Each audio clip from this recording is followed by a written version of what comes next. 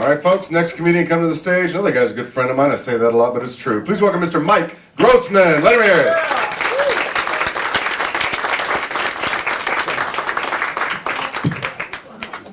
Good evening.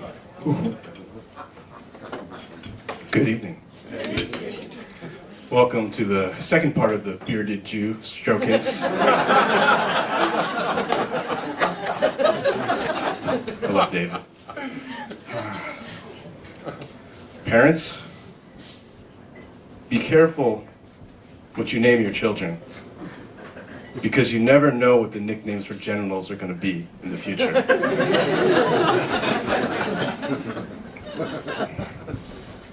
You can get away with almost any kind of behavior if afterwards you yell, "For science!" I was chewing gum and I went to spit it out, accidentally landed in a gentleman's ice cream cone in the park. And then I looked him straight in the eye and I said, "For science!" And he was kind of a bigger guy, and he's like, "Come here." And I was nervous. I said, "Normally I'd kick your ass, but not for science." Still friends on Facebook. How you guys doing? Enjoying the show? Yeah. How many times did you have to cancel plans to finally make it out somewhere? What's your name? Josh. Josh. What's your name? Lindsay. Josh, have you ever been in a car? I've been in a car. Lindsay, have you ever been in a car? Together? Yeah. There's something going on there. So, my father, in the town he lives, he's very popular. Pretty much everyone in the whole town knows who he is, because every store has a photo of him under banned customers. My father is pretty much the only person I know who gets more pleasure from going to the store and buying fruit and then going back to negotiate the return. I woke up once to buy him a bagel, and I gave it to him and he said, "This bagel's too fresh." Can't please anyone. So I live in Brooklyn, I live in Bushwick. Who ever would have thought that Bushwick would become an exotic location? They have chartered bus tours now. The tours, they're completely made up.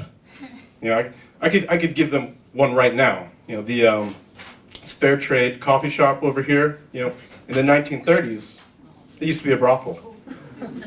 There's a new cheesery on the corner. Back in the day, it used to be a brothel. That car wash, brothel while you wait.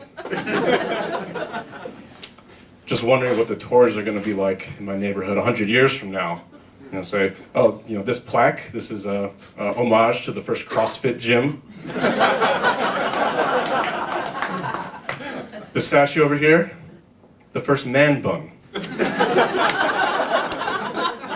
This block, full of murals, the founder, the discoverer of the neighborhood, well, at least the first white one.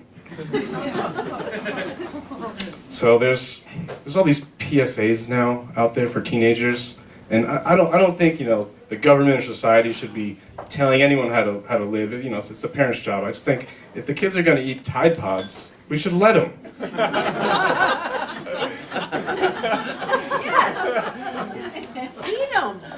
Exactly. If the parents don't want to have the "don't eat the deadly soap" conversation, that's their choice.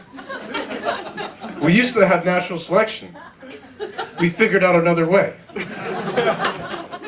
they're aspiring to be doctors or lawyers or even a civil engineer, and they're chewing on Tide Pods during the day, should they?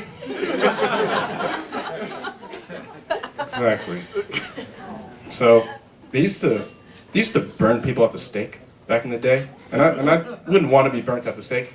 It would be all right, but they're burning your feet, your thighs, and then starting to get to your penis, and I'd be like, hey, please, I get it, I'm dying, you're gonna burn me, but you know what? Flip me upside down, like Corner of the Cop.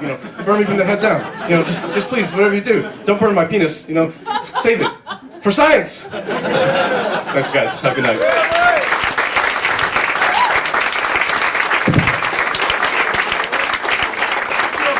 Grossman. Let Mike hear it.